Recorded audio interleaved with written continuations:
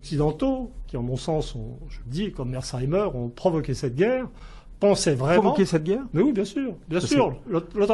L'agresseur, c'est quand même Vladimir Poutine. Je répète l'argument de Mearsheimer, c'est la Russie avait annoncé qu'elle ne tolérerait pas une Ukraine membre de l'OTAN. L'Ukraine était de facto membre de l'OTAN parce que son armée était réorganisée par les Américains, les Anglais et les Polonais. Et la Russie a fait une guerre préventive, ou fait une guerre de son point de vue préventive.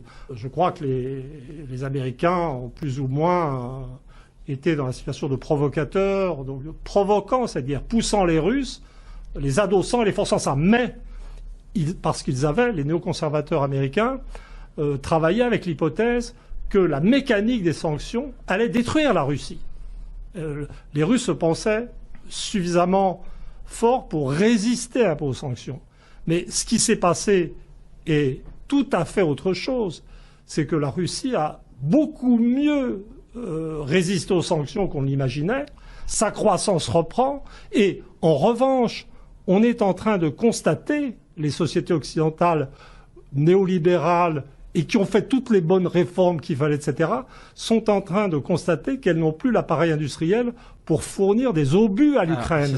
Et maintenant, l'enjeu, les gens disent, il ne faut pas humilier Poutine. Enfin, les gens sont dans une sorte de rêve.